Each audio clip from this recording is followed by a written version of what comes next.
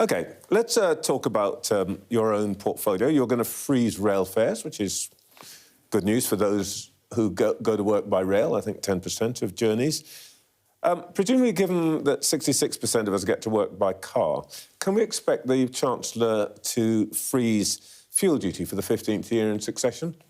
So to answer the first part of your question, where you refer to the announcement that we're making today about rail, I do think it's just worth highlighting that this will be the first time in 30 years that rail fares are frozen, and the Chancellor and I are acutely aware of how important affordability is to the travelling public, and so that's why when it comes to the rail network, we are stepping in to ensure that hard-working commuters, hard-working families can keep more of their hard-earned cash.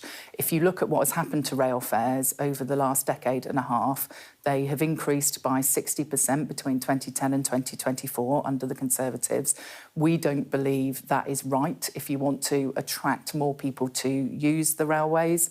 So in this year, when we are setting up Great British Railways as well, which is going to bring the train operating companies into public ownership, stop the leakage of public money to the private shareholders, we think it's right to make life a little bit easier for people that are still dealing with cost of living pressures. I'm very happy for you to explain to the 1 in 10, those who take that 1 in 10 journeys, what you're doing for them. I still haven't heard an answer to what the 2 out of 3 people who drive to work are going to get out of this. So, Trevor, you talk about the number of people that go to work using the train.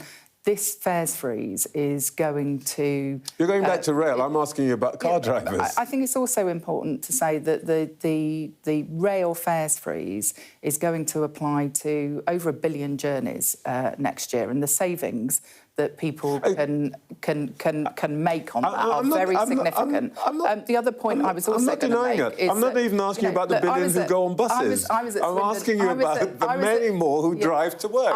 What are they getting out of the budget? No. The other point I wanted to make about the rail fares freeze is that when I was at Swindon Station yesterday afternoon, it was like being in an underground tube station. There were so many people who use the rail network for leisure purposes. That's a trend that we have seen post the pandemic. In terms of people who make their journeys to work... Forgive me, you have explained quite fully why rail users are going to benefit. Trevor, as the Transport Secretary. But let me ask you for the third time.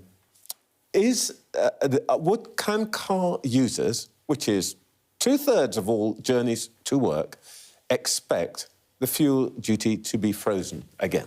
So you would not expect me to speculate on what is going to be contained in the budget on Wednesday. I understand that... You can tell me a lot about rail fares. I understand that the Chancellor is going to be in your studio next week, and you can put that question to her then. You will know that all matters in relation to taxation in particular are linked to fiscal Apart from rail fares. And rail fares aren't a matter of taxation, and so, when it comes to tax and duties, I'm going to have to suggest that you put those questions to the Chancellor next week.